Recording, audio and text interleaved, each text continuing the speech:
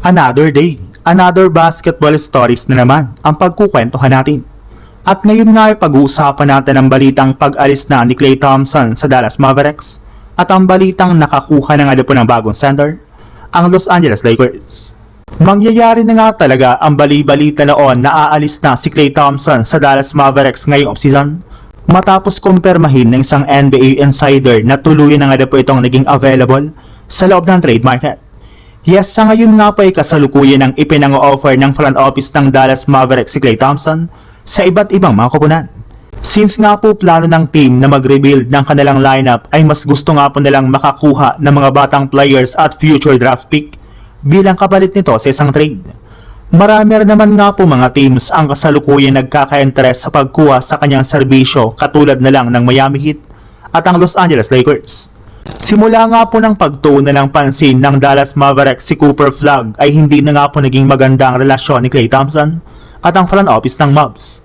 Kaya kahit anuman nga pang mangyari ay sigurado nga po na hindi na magiging parte pa ng lineup ng Dallas Mavericks si Klay Thompson ngayong offseason. Sa ibang balita naman, matapos lang naman nga po na madraft ng Lakers si Cameron Carr bilang ika-24th overall pick sa first round ng 2026 NBA Draft, ay agad na nga pong inanunsyo na magsusot ito ng jersey number 43 sa kanyang pagsali ngayon sa kanilang kupunan. Inamin na rin naman nga po nito na excited na nga po siyang sumama sa Lakers at maglaro kasama ang kanyang mga bagong teammates. Nakausap na rin naman nga po nito ang management ng Lakers at ang ilan sa kanyang mga magiging bagong teammate sa kanyang bagong kupunan. Yes, sa pagsali pala nga po ni Cameron Carr ay may ilang mga manlalaro na nga po ng Lakers ang winelcome agad siya sa kanilang team, kagaya na lang ni Luka Doncic. In fact, finalo back na nga po nito si Cameron Carr sa social media na nangangahulugan na mukhang updated pa rin nga po ang kanilang superstar sa mga kinukuhang player ng Los Angeles Lakers.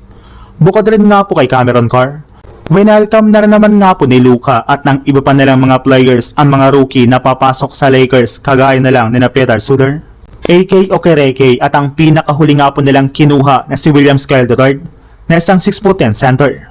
Well, siya na nga po ang pinakahinihintay na big man na matagal nang gustong kunin ng mga fans ng Lakers.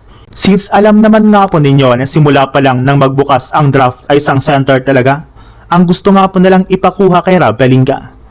Ang kaso lang exhibit and contract lang naman nga po ang pinaramahan nito kaya kailangan pa nitong patunayan ang kanyang sarili kung deserve niya talaga na mabigyan ng bagong kontrata at makasali ito sa kanilang official lineup.